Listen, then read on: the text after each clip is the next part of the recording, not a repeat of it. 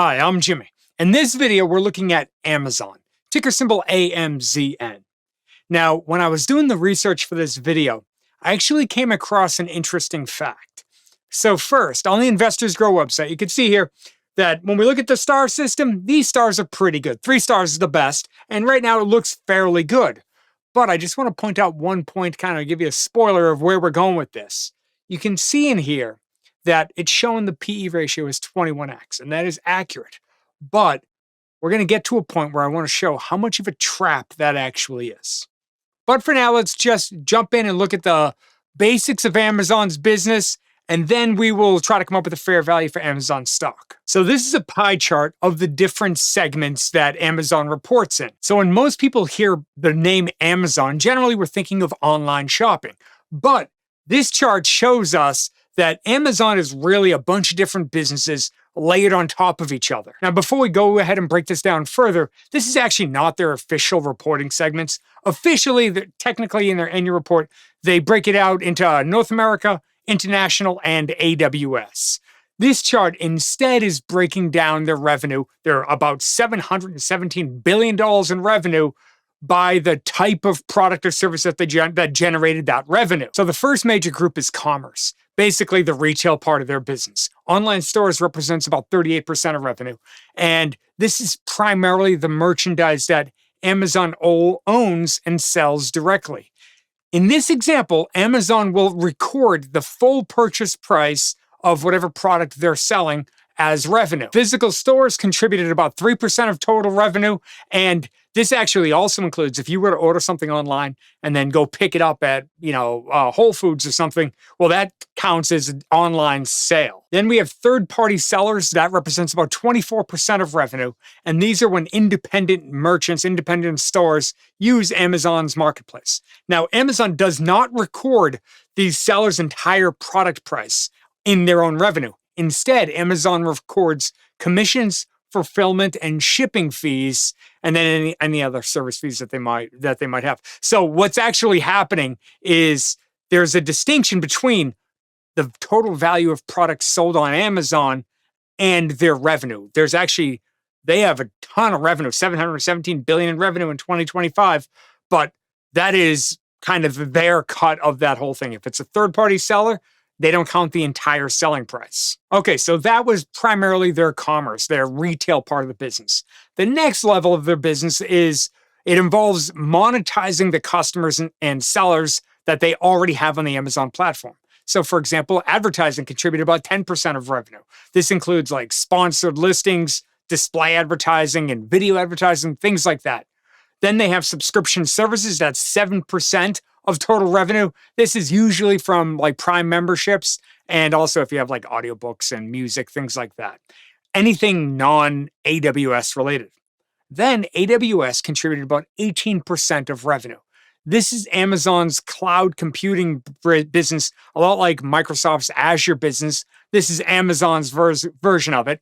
And they provide computing, power, storage, databases, analytics, AI, machine learning, and a whole bunch of other technological services that they sell to businesses, developers, governments, institutions, they have a ton of customers. This is their fastest growing business by far. We'll come back to this one in a minute. The big takeaway here is that nearly 2/3 of Amazon's revenue is still directly tied to commerce. It's directly tied to selling products. But this chart is a broad revenue breakdown, not a profit chart. AWS produced about 18% of Amazon's 2025 sales, yet it generated about 57% of its operating income. It is by far the most profitable part of their business. So with that being said, let's jump in and look at some of the numbers. First up, this is a chart of revenue. And as we can see, revenue has grown impressively consistent for a long period of time. Again, I want to point out how big their revenue is. They are bringing in an obscene amount of money. Okay, but now let's jump in and look at their operating income. So operating income is basically the amount of money that they bring in after the cost of revenue and, marketing, sales, things like that. And the interesting part here is we see the past 3 years, it has really ramped up. The primary reason for that is AWS. AWS over the past few years has significantly improved their contribution to operating income. So operating income has ramped up a ton as long as AWS does. Basically, it improves their profit margins. So this is a big deal. But this is where it gets interesting or tricky. Now let's jump over and look at actual profit. So we're going to look at net income. And we can see now that net income has seen some crazy growth over the past 2 years in particular, but over the past year specifically. Now, the interesting part here is in the past, the trailing 12 month, that's what TTM stands for, the trailing 12-month number for their profit is about $135 billion. But you may remember that the operating income number was about $93 billion. In fact, let's overlay those two on top of each other so we can see them side by side. And here we can see that net income is bigger than operating income. Now, by the way, on an income statement, after operating income, you would have things like interest expense. So if you pay interest on your debt, that cost would come out. If you have cash and you collect interest, that income would come in. If you pay taxes, they paid about $20 billion in taxes. Maybe $35 billion, actually trailing 12 months. $20 billion was in 2025. Trailing 12 month, they paid $35 billion in taxes. So net income is generally less than operating income. And this is crucially important to where we're going in the future. Just remember what happened here, because we're going to make some adjustments to their numbers to look at a clearer picture of how it actually works for them. But before we do that, let's jump over and look at cash and debt. So here we could see bars for both cash and debt. Debt is in the orange bars. Now, we will see a significant jump in debt. They have plenty of cash, so at first glance, I'm not too worried about it. But this is mildly concerning if we think about it, because you would think a company that has this much cash wouldn't necessarily have to take on that much debt.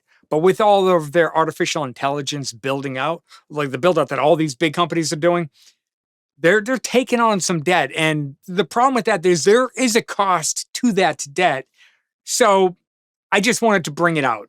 The number is big, but they have a lot of cash. Netting those two off, you're not going to be in a bad position, not for a company of Amazon's size, but it is interesting to keep in the back of our mind. If they keep increasing debt at the pace like they did going into the latest number, well, that is likely not going to be a good thing. Okay, now we'll look at operating cash flow.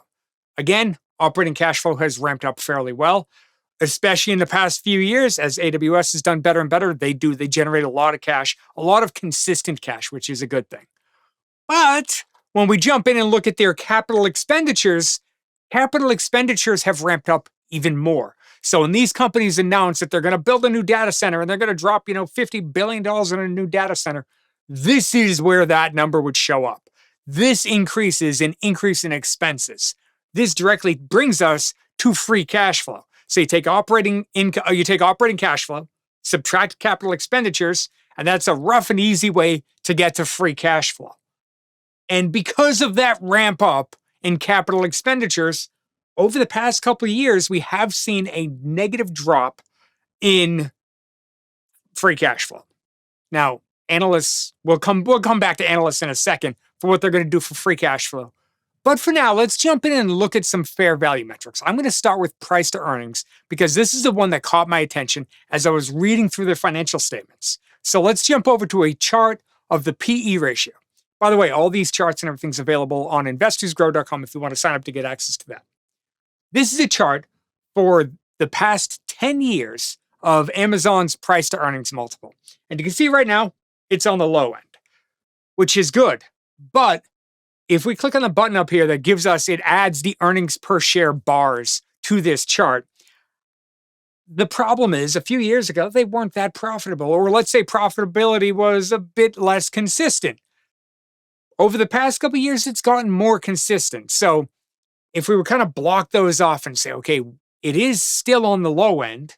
Right now, you can see it's at about 21x. But is that a good price, right? 21x doesn't sound bad. The average for the S&P 500 over a long period of time. Right now, the S&P 500 is at like 28x. This is 21, so that's good.